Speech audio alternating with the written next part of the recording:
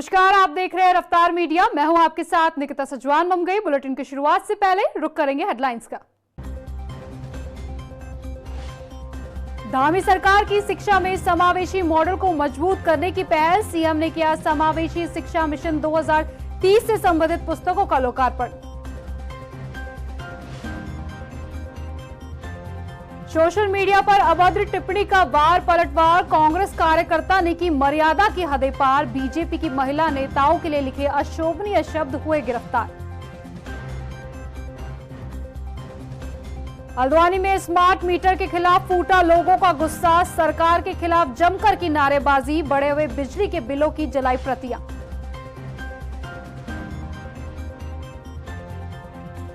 और उत्तराखंड में अगले 24 घंटे भारी बारिश का अलर्ट। मौसम विभाग ने की सावधानी बरतने की अपील। पहाड़ी रास्तों पर रहे सावधान।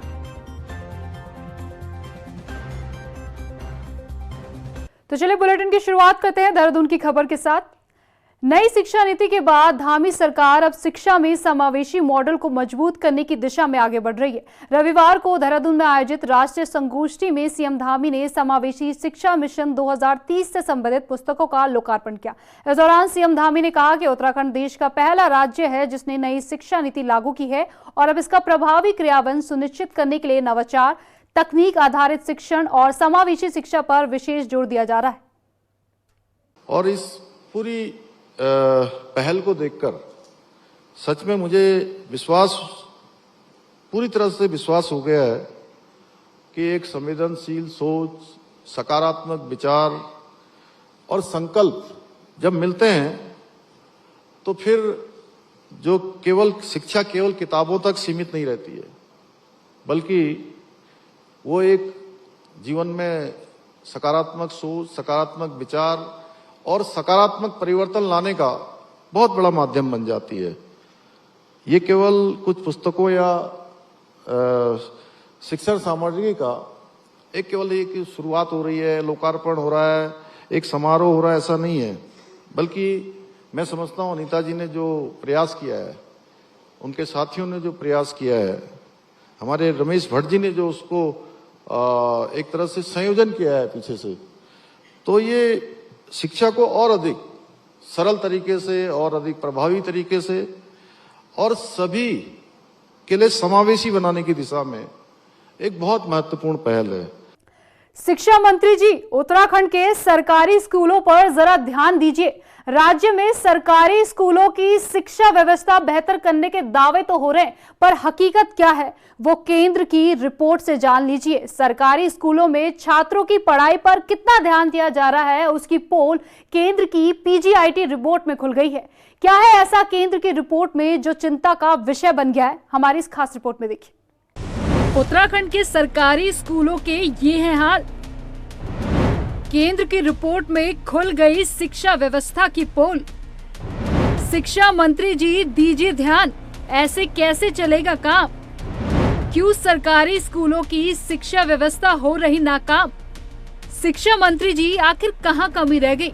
उत्तराखंड वो राज्य है जहां सबसे पहले 1 जुलाई 2022 से नई शिक्षा नीति लागू हो गई थी। ये वही राज्य है जहां आप अटल उत्कर्ष विद्यालय का डंका पीटते हैं, छात्रों को आधुनिक शिक्षा देने की बात करते हैं। हर साल सरकारी स्कूलों में शिक्षा व्यवस्था बेहतर करने के लिए लाखों करोड़ों खर्च करते हैं, पर क्या सच में शिक्षा व्यवस्था बेहतर हो रही है? ये सवाल इसलिए उठ रहा है क्योंकि केंद्र सरकार की performance desk grading for district यानी पीजीआईडी सर्वेक्षण रिपोर्ट में उत्तराखंड का हरिद्वार जिला सबसे फिसड्डी रहा है। देश भर के सभी राज्यों के जिलों की शिक्षा प्रणाली की कार्य क्षमता को मापने के लिए डिजाइन इस सर्वे में उत्तराखंड के सरकारी स्कूलों की शिक्षा प्रणाली की पोल खुल गई है।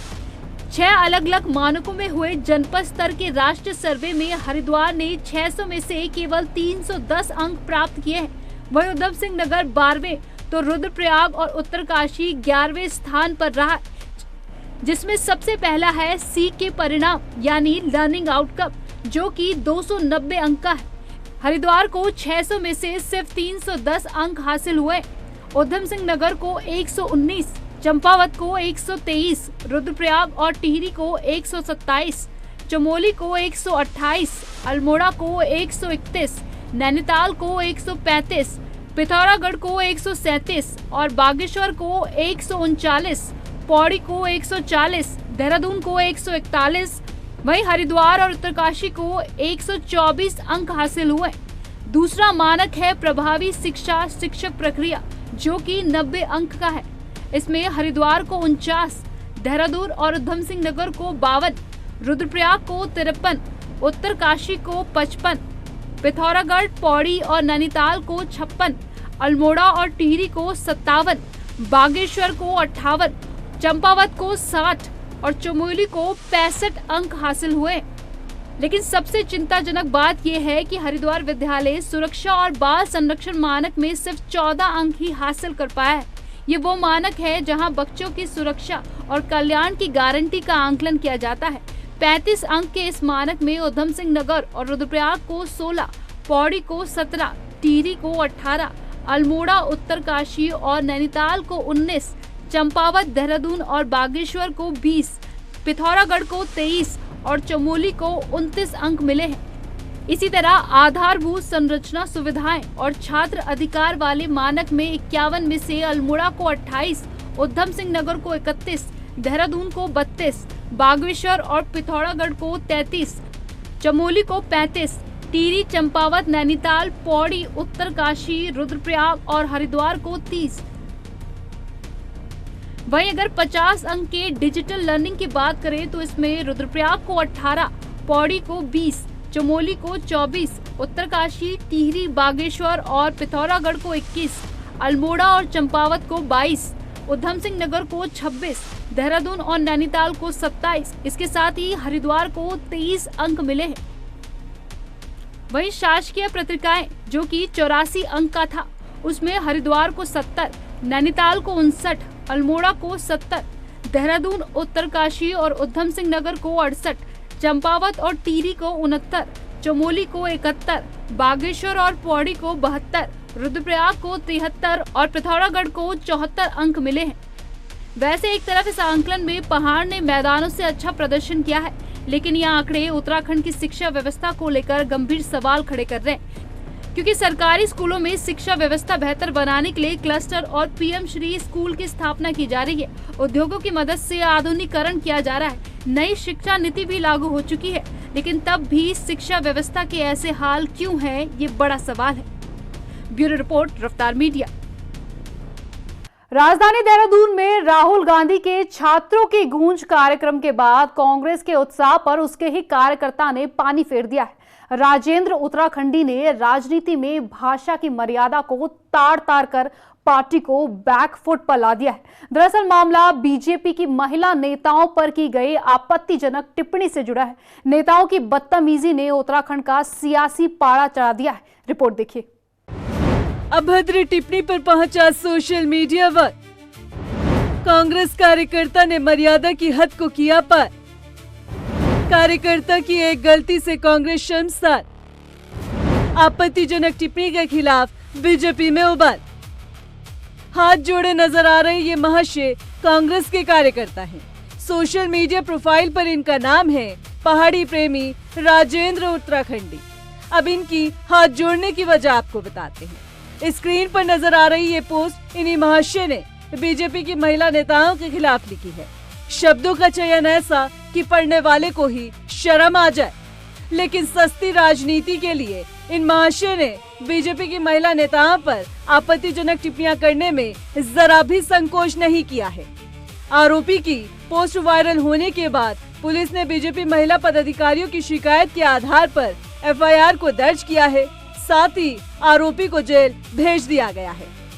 कांग्रेस कार्यकर्ता की एक गलती ने पार्टी की फजीहत कर दी है। बीजेपी को बैठे बिठाए कांग्रेस को घेरने के लिए मुद्दा मिल गया है।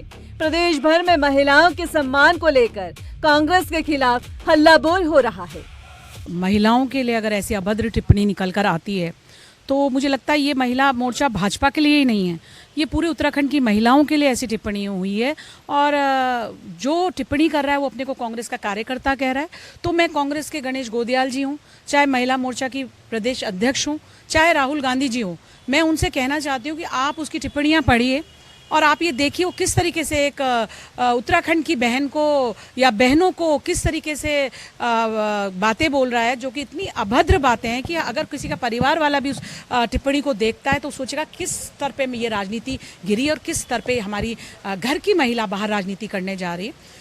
हम भारतीय जनता पार्टी की बहनें ही नहीं, सारी प्रदेश की बहनें इस बात से बहुत आक्रोशित हैं और हम यहाँ पर आए थे आभार व्यक्त करने, पुलिस का आभार व्यक्त करने, अपने माननीय मुख्यमंत्री जी का आभार व्यक्त करने कि 24 घंटे के कार्रवाई के अंदर ही तुरंत उसको पकड़ा गया और उसको लाया गया। और क्योंकि ये बहुत ज़रूरी है कि एक व्यक्ति अगर ऐसा करता है उसको सज़ा दिलाना बहुत ज़रूरी है, क्योंकि सोशल मीडिया चाहे फ्री प्लेटफॉर्म हो, लेकिन आप किसी भी महिला के लिए आप अभद्र टिप्पणी नहीं कर सकते। और ये सभी बहनों के लिए और सभी के लिए है। ये कोई हम ये नहीं कह रहे कि भारतीय जनता पार्टी, कांग्रेस या कुछ भी, अगर कोई भी अभद्र टिप्पणी और किसी भी बहन के लिए तो वो ली नहीं जाएगी। उधर कांग्रेस की भी इस मामले को लेकर प्रतिक्रिया सामने आई है। कांग्रेस प्रदेश अध्यक्ष गणेश गोदियाल ने कांग्रेस कार्यकर्ता द्वारा इस्तेमाल किए गए शब्दों को गलत ठहराया है। साथ ही पुलिस की कार्यवाही पर भी सवाल उठाया है। कहा है कि बीजेपी की शिकायत पर फौरन एक्शन हुआ है, लेकिन ऐसी ही टिप्पणियों के खिलाफ जब कांग्रेस शिकायत करती है तो कोई एक्शन नहीं होता है। देखिए, सोशल मीडिया पे कौन क्या कह रहा है, जो व्यक्ति गलत कह रहा है वो अपनी बातों के लिए खुद जवाबदेह है। पार्टी के एंड से किसी को ये नहीं कहा जाता कि अपशब्दों का प्रयोग करें। जहाँ तक बीजेपी की बात है, मैं बीजेपी को आईना दिखाना चाहता हूँ कि मेरे खिलाफ इतनी अभद्र और इतने गलत तरीके से वसूली अभियान मोर्चा, धन सिंह दा क्या पेजों से धाकड़ धामी पेजों से मेरे खिलाफ अनर्गल बातें फैलाई जाती हैं। शिकायत के बावजूद कोई एक्शन नहीं हुआ, इसका क्या कारण है? तो इसलिए मैं ये कह रहा हूँ कि कोई भी व्यक्ति हो, मैं नहीं जानता कि मेरे से कोई इस प्रकार का किसी का कोएलिशन नहीं है कि मैं किसी को ही कहूँ कि किसी के प्रति अभद्र भाषा का प्रयोग करें, लेकिन नियम कानून सबके लिए होने चाहिए। और मैं सभी पार्टी के कार्यकर्ताओं से ये चाहता हूँ कि उत्तराखंड की संस्कृति, आबो हवा, सामाजिक हमारा जो परिवेश है वो खराब ना हो। दरअसल ये पूरा विवाद राहुल गांधी के राजधानी देहरादून में हुए छात्रों की गूंज कार्यक्रम से जुड़ा हुआ है। राहुल गांधी के दौरे को लेकर बीजेपी और कांग्रेस के बीच में शुरू हुआ सोशल मीडिया वॉर बदतमीजी और अति बदतमीजी पर खत्म हुआ है। बता दें कि राहुल गांधी के दौरे की तैयारी के बीच देहरादून स्थित बन्नू स्कूल मैदान में हादसा हो गया था। टेंट के लिए लगाए जा रहे लोहे के पिलर का एक हिस्सा कांग्रेस के वरिष्ठ नेता अमर सिंह मेहता के सिर पर गिर गया था। गहरी चोट लगने से उनकी दर्दनाक मौत हो गई थी, जिस पर बीजेपी की प्रदेश मंत्री नेहा शर्मा ने संवेदनाएं प्रकट करने के बजाय चुटकी लेते हुए सोशल मीडिया पर राहुल गांधी को पनौती बता दिया। बीजेपी कांग्रेस के बीच यहां से शुरू हुआ सोशल मीडिया वॉर मर्यादा की हद को पार कर चुका है। लोकतंत्र में आलोचना और राजनीतिक बयानबाजी अपनी जगह है, लेकिन किसी महिला के खिलाफ अपमानजनक भाषा का इस्तेमाल करना सामाजिक मर्यादाओं का भी उल्लंघन है, जिसे पहाड़ी प्रेमी राजेंद्र उत्तराखंडी जैसे नेताओं को समझने की जरूरत है। पहाड़ी प्रेमी राजेंद्र उत्तराखंडी को महिलाओं का अपमान करने पर जेल भेजकर सबक सिखाया गया है। देहरादून से हिमांशु चौहान के साथ ब्यूरो रिपोर्ट। हरिद्वार में कांग्रेस राष्ट्रीय प्रवक्ता आलोक शर्मा ने बद्रीनाथ चढ़ावा चोरी मामले को लेकर कई गंभीर सवाल उठाए हैं। साथ ही चारधाम में आने वाले श्रद्धालुओं के दान का पूरा हिसाब सार्वजनिक करने की मांग की है। आलोक शर्मा ने भ्रष्टाचार का आरोप लगाते हुए चढ़ावा चोरी के लिए बीजेपी सरकार को जिम्मेदार ठहराया। वहीं उन्होंने हरिद्वार कुंभ और सती कुंड जीर्णोद्धार के लिए प्रस्तावित बजट का विवरण भी जनता के सामने रखने की मांग की है। कि जिस तरह से भाजपा और आरएसएस के लोग जहां जहां डबल इंजन की सरकार है वहां वहां पर मंदिरों को भी चोरी और डकैती करने से नहीं चूक रहे हैं। आज जिस तरह से अयोध्या मंदिर से शुरू हुआ मामला, वैष्णो माता से लेकर बद्री विशाल से लेकर केदारनाथ से लेकर चारों तरफ इन्होंने मंदिरों में लूट मचा दी है। आने वाला समय कुंभ का, जो कि अर्ध कुंभ है, वो भी आने वाला समय है यहाँ पर हरिद्वार के अंदर। आज हमने प्रेस कॉन्फ्रेंस में 4 धाम यात्रा और चारों धामों का पिछले 10 साल का वाइट पेपर आए, क्या क्या चढ़ावा आया, डेट वाइज वाइट पेपर आए, कितना चढ़ावा किस तारीख को आया, वो कहाँ पर जमा हुआ, किस बैंक में जमा हुआ, उनकी ऑडिट रिपोर्ट और चार धाम यात्रा से संबंधित सारी की सारी जो जानकारियां हैं वो उत्तराखंड की जनता के सामने सार्वजनिक होनी चाहिए। उत्तराखंड क्रांति दल ने 2027 विधानसभा चुनाव को लेकर खटीमा में अपनी चुनावी तैयारियां तेज कर दी है। खटीमा विधानसभा से रोहित भट्ट ने प्रबल दावेदारी पेश की है। यूकेडी नेता रोहित भट्ट का कहना है कि खटीमा में बढ़ती बेरोजगारी, युवाओं में नशे की प्रवृत्ति और स्थानीय युवाओं को रोजगार में प्राथमिकता न मिलना गंभीर चिंता का विषय है और अगर जनता अवसर देती है तो वो क्षेत्र के समग्र विकास और स्थानीय अधिकारियों की मजबूती से लड़ाई लड़ेंगे। तरफ भागा हुआ है युवा, यहाँ स्मैक का बहुत बड़ा स्कैम चल रहा है। यहाँ पे स्मैक एक बहुत बड़ा मुद्दा खटीमा विधानसभा में इस टाइम पे चल रहा है। नशा बहुत ज़्यादा बढ़ रहा है। युवा छोटा 16, 17 साल के बच्चे जो अभी से इतने नशे में पड़े हुए हैं, उनकी जवानी और आगे, अभी तो वो बच्चे हैं, युवा अवस्था है, कल के दिन वो जवान होंगे और आगे बढ़ेंगे, वो क्या करेंगे इतने नशे में पड़ने के बाद? वो बर्बाद हो चुके हैं नशे में। तो इसको कैसे निकाला जाएगा? सरकार इस पर कोई काम क्यों नहीं कर रही है? तो हमारा मेन मुद्दा यही है, जल जंगल ज़मीन के साथ साथ रोजगार, स्वास्थ्य इसका और शिक्षा। तो रोजगार में सबसे बड़ी बात यह है कि बच्चों को आप रोजगार कैसे देंगे? रोजगार दीजिए तभी वो नशे में नहीं पड़ेंगे। अगर किसी के पास काम करने को होगा तो वो नशा क्यों करेगा?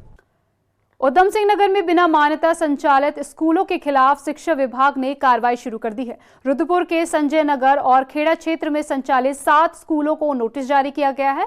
मुख्य शिक्षा अधिकारी हरेंद्र कुमार मिश्रा ने कहा कि जवाब मिलने के बाद आगे की कार्रवाई की जाएगी और बिना पंजीकरण चलने वाले स्कूलों के खिलाफ कानूनी कार्रवाई की जाएगी। रुद्रपुर के अलावा भी अन्य विकास खंडों के खंड शिक्षा अधिकारियों को निर्देशित किया है कि आपके अगर विकास खंड में कोई भी विद्यालय बिना मान्यता के संचालित हो रहा है तो तत्काल उसका चिन्हीकरण करते हुए उसके खिलाफ जो है नोटिस इशू करें। उनको कहा जाए कि भाई आप तत्काल मान्यता की प्रोसेस में लाएं। अगर मान्यता के नॉर्म्स वो पूरे नहीं करते हैं तो तत्काल विद्यालय को जो है बंद करें। अन्यथा की स्थिति में बिना मान्यता के विद्यालय संचालित करने की दशा में उनके खिलाफ आरटी मानकों के अनुसार कार्रवाई की जाएगी, जिसमें आर्थिक दंड के साथ साथ इनको जो है इनके खिलाफ प्राथमिकी दर्ज की जाएगी बच्चों के भविष्य के साथ खिलवाड़ करने के लिए। जन जन की सरकार जन जन के द्वार कार्यक्रम के तहत लालकुआं में बहुउद्देशीय शिविर का आयोजन किया गया, जहां शिविर में विभाग के अधिकारियों ने जन समस्याएं सुनी और कई शिकायतों का मौके पर ही निस्तारण किया गया। इस दौरान नैनीताल सांसद अजय भट्ट, लालकुआं विधायक डॉक्टर मोहन लाल सिंह बिष्ट और राज्य मंत्री योगेश राजभर भी मौजूद रहे। सुशासन, समर्पण, इन 3 शब्दों का बहुत बड़ा अर्थ है। सेवा भी है और सुशासन, अच्छा शासन भी करना है और समर्पित भाव से करना है। हमारी सरकार जो जन जन की सरकार, जनता के द्वार कहा गया है, इन 3 बिंदुओं को लेकर जगह जगह जा रही है। आज लालकुआं विधानसभा के अंतर्गत है, मैं स्वयं उपस्थित हूँ, हमारे माननीय विधायक जी और अधिकारीगण हैं। कुछ अधिकारीगण बारिश के मौसम की वजह से अपने कार्यों के लिए गए हैं, ऐसा पता चला है। हमने कहा भी है उनके बारे में पता करिए, तबीयत खराब है या नहीं आ पाए या वास्तव में दूर दराज गए हैं, ताकि इन जो भी हमारी इस टाइप की आज इसको हम कहते हैं लोक अदालत, जन अदालत, कुछ भी कहती है, जनता की अदालत, उसमें आने में जो निराकरण करते हैं लोगों का, अगर उच्च अधिकारी नहीं आते हैं तो कभी कभी दिक्कत होती है। हल्द्वानी में मानसून के दौरान जलभराव की समस्या को देखते हुए नगर निगम और जिला प्रशासन ने बनभूलपुरा क्षेत्र में नाले पर किए गए अतिक्रमण को हटाया। प्रशासन के अनुसार करीब 1.5 महीने पहले ही 70 अतिक्रमणकारियों को नोटिस जारी कर खुद से अतिक्रमण हटाने के निर्देश दिए गए थे, लेकिन निर्देश का पालन नहीं किया गया, जिसके बाद प्रशासन ने 15 से 20 अतिक्रमण ध्वस्त किए। ईदगाह के समीप वाला स्थान है बनभूलपुरा में और यहाँ पर ये हमारा मुख्य नाला गुजरता है। कई वर्षों से इस पर इंक्रोचमेंट हुआ है और इसको ढककर कई स्थायी मकान इस पर बना दिए गए थे। इसको नोटिस भी दिए गए, लगभग 1 महीने से अधिक का समय हो गया और उसके बाद भी जिन लोगों ने अपना इंक्रोचमेंट नहीं हटाया है उसको आज नगर निगम हल्द्वानी के साथ मिलकर इसमें कार्रवाई की जा रही है और जो भी इंक्रोचमेंट है उसको हटाया जा रहा है। लाइन नंबर 1 पर जो नाला यहाँ से जाता है, मुख्य नाला है, और इसमें समय समय पर चौक होने की सूचना भी आ रही थी और इसी के तहत जब हम पहली बार निरीक्षण किया था तो इसमें कई जगह पे बंद पाया था और अतिक्रमण पाया गया था। और नोटिस देने के बाद क्योंकि नोटिस अवधि पूरी हो चुकी है और किसी के द्वारा कोई ऐसा कागजात नहीं दिखाया गया जिससे इनका स्वामित्व साबित होता हो, इसीलिए आज नगर निगम की टीम द्वारा सिटी मजिस्ट्रेट महोदय की उपस्थिति में ये सारा अतिक्रमण हटाया जा रहा है।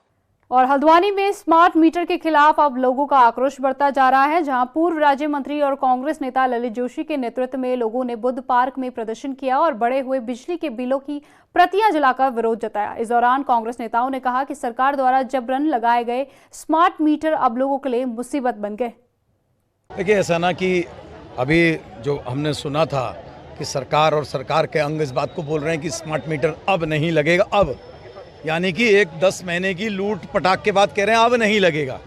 लेकिन जो लग चुके मीटर, उनमें जो बिल जा रहा है उसका क्या होगा? मेरी मांग है कि आप एक कमेटी का गठन करो जिसमें सिविल सोसाइटी या सिटिंग जज, माननीय न्यायालय के उच्च न्यायालय के सिटिंग जज इसकी जांच करें। सरकार एक कमेटी बनाए और जिन जिन लोगों का अरबों रुपया लूट चुके हो तुम सामूहिक रूप से 1 करोड़ रुपया प्रति 1 करोड़ रुपया आप इंटू 1000 कर लीजिए, आप प्रति माह कम से कम 200-300 करोड़ रुपए लूट रहे हो।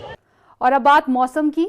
उत्तराखंड के लिए मौसम का पूर्व अनुमान जारी हुआ है। राज्य में 21 जुलाई तक भारी बारिश का अलर्ट है। मौसम विभाग ने राज्य के अलग अलग जिलों के लिए भारी से भारी बारिश, गरज चमक और आकाशीय बिजली की चेतावनी जारी की है। लोगों से पहाड़ों पर यात्रा के दौरान सावधानी बरतने की अपील की जा रही है। उधर मौसम विभाग के पूर्व अनुमान के बाद राज्य आपातकालीन परिचालन केंद्र ने सभी जिलों के जिलाधिकारियों को अलर्ट मोड पर रहने के निर्देश दिए। और इस बुलेटिन में फिलहाल इतना ही, लेकिन जाते जाते एक बार फिर रुक करते हैं हेडलाइंस का। धामी सरकार की शिक्षा में समावेशी मॉडल को मजबूत करने की पहल, सीएम ने किया समावेशी शिक्षा मिशन 2030 से संबंधित पुस्तकों का लोकार्पण। सोशल मीडिया पर अभद्र टिप्पणी का वार पलटवार, कांग्रेस कार्यकर्ता ने की मर्यादा की हदें पार, बीजेपी की महिला नेताओं के लिए लिखे अशोभनीय शब्द हुए गिरफ्तार। हल्द्वानी में स्मार्ट मीटर के खिलाफ फूटा लोगों का गुस्सा, सरकार के खिलाफ जमकर की नारेबाजी, बढ़े हुए बिजली के बिलों की जलाई प्रतियां।